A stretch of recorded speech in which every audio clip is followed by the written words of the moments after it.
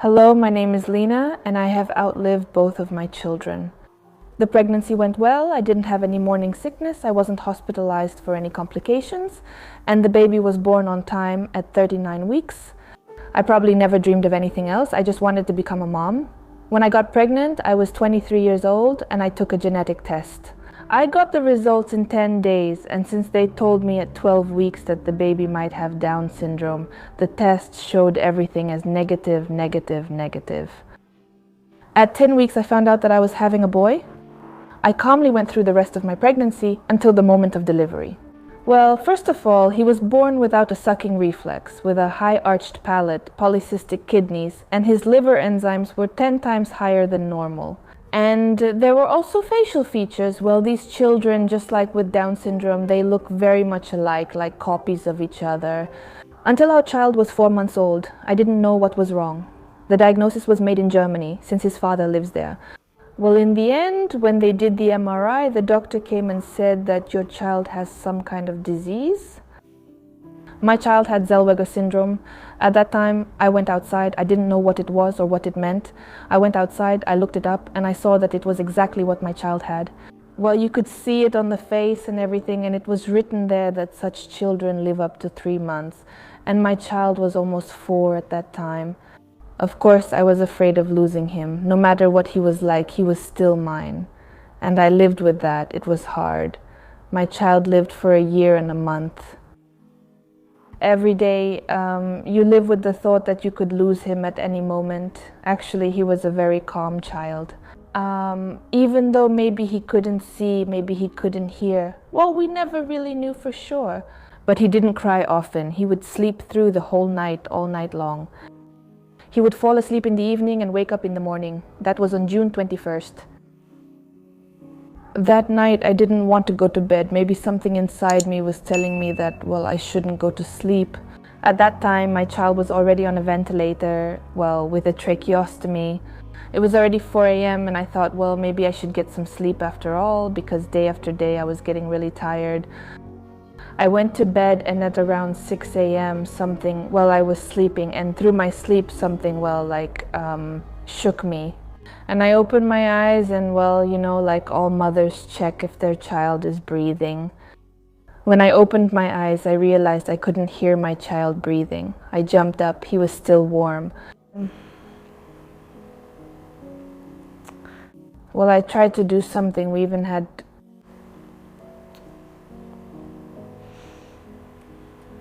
When some people find out about it, well, since he was a disabled child, they say, be thankful to God that he took him, that now you don't have to suffer. And I look at them and think, how can you say something like that? No matter what he was like, he was mine. Whether he was sick or healthy, it's still a loss for me. And I would give anything in the world for him to be alive, rather than standing there and looking at your little 1-year-old. He's lying there and they're covering him with earth.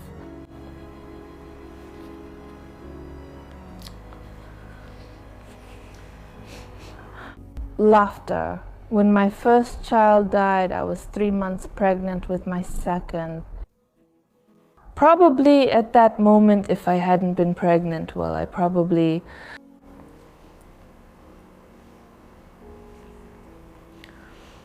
There was a reason then that I, well, would somehow get through it, somehow cope with it.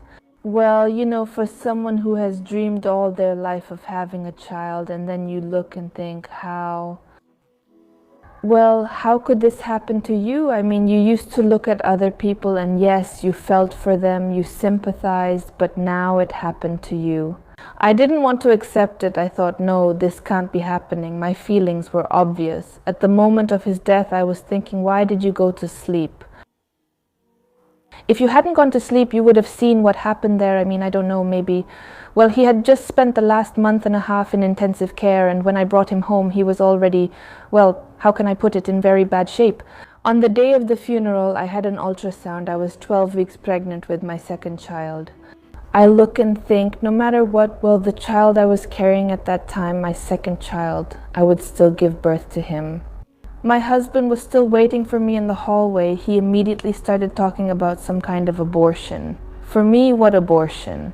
I had just lost well, I don't know, maybe I just found some meaning for myself in those moments somewhere in the hospital, somewhere like that. I was alone. I was alone with a sick child in my arms.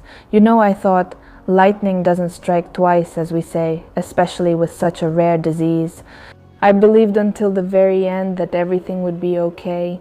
I thought that this was my trial. One, that nothing bad would happen to me again. The second pregnancy, just like the first one, went wonderfully. All my tests, everything was fine. She was also born at 39 weeks, but she was born with a low birth weight. I gave birth to her in Germany after moving there to be with my husband. She was small, 2,570 grams. You know, when my first child was born, he didn't cry. That already caused them some concerns, suspicions. When I was pregnant with my second child, I was restless. I couldn't find peace. Every day I wondered if my child was healthy or if he was sick too. No matter how hard it was, I believed that everything would be all right for us. Maybe being given my first child was some kind of test for me. When I gave birth to my second child, she cried out right away. I hadn't even seen her yet. It was a girl. I thought, yes, she's healthy, everything is fine, because my first child didn't cry when they were born. And when they put her on me, I saw she was all wrapped up. I saw a healthy baby, but then I took her because I needed to take a closer look at her. And I opened the towel she was wrapped in, and I realized it's the same thing. Is it really the genetic Zellweger syndrome? One child in 100 is born like this, and I gave birth to a second child like that. I couldn't even imagine that the story would repeat itself twice. I believed that no, it was just a one-time thing. There couldn't possibly be a second case like this. It just couldn't happen. Everyone was sure that the second child would be healthy. Well, it just seemed unreal that it wouldn't happen again. But my second child didn't live long. She was only 40 days old. It happened at home. We had already been discharged. We stayed with her in intensive care in Germany for just about 2 weeks, I think. Well, we were discharged and sent home. Her liver failed. She turned yellow. That night she started vomiting. She was nauseous. I looked at her and thought she seemed too yellow. But in just a couple of hours we called the doctors, and when they arrived they looked at her and said that she was dying.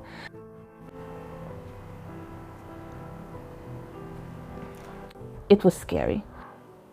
She died in my arms. She was breathing like inhale, exhale, and it became less and less frequent. She eventually stopped breathing, and that was it.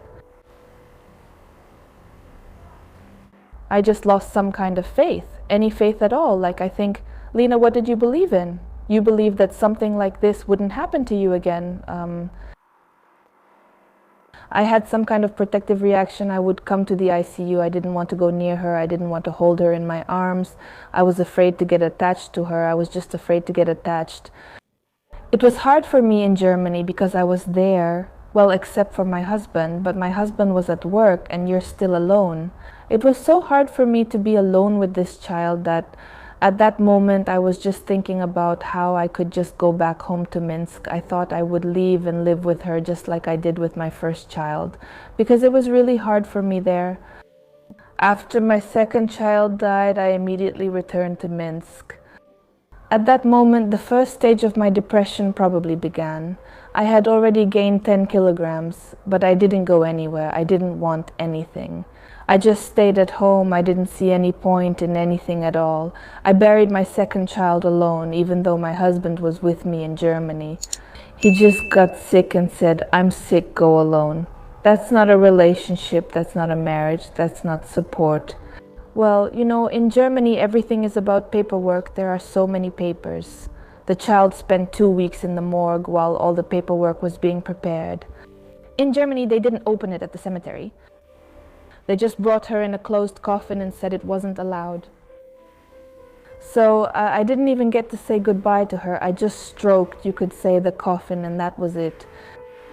They laid her to rest. I had dreams. For some reason, Mom left me here. I left the day after we buried her.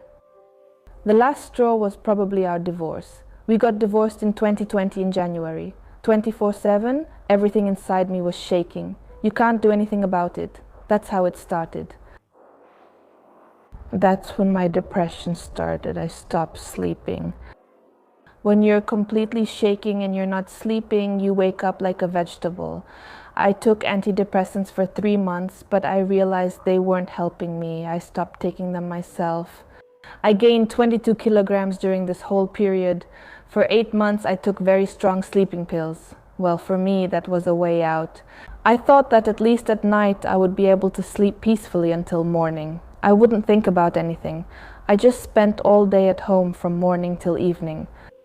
I didn't go anywhere, I didn't meet with anyone. That was only 6 months ago. I already stopped taking sleeping pills in November.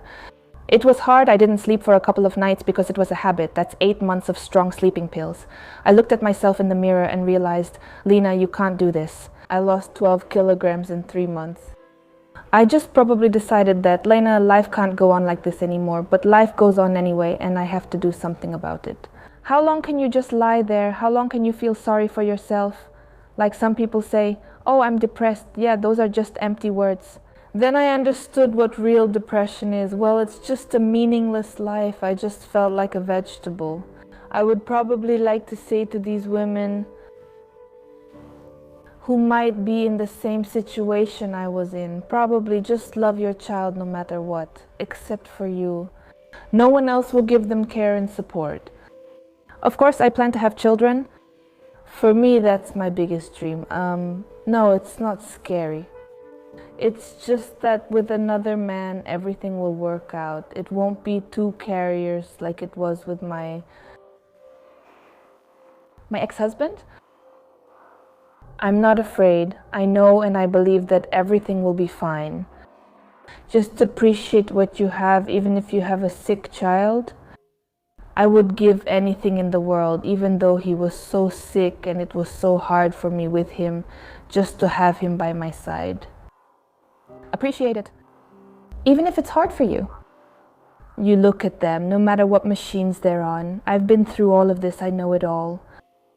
Just appreciate that your child is with you. Being a mom is probably first and foremost about being a strong person.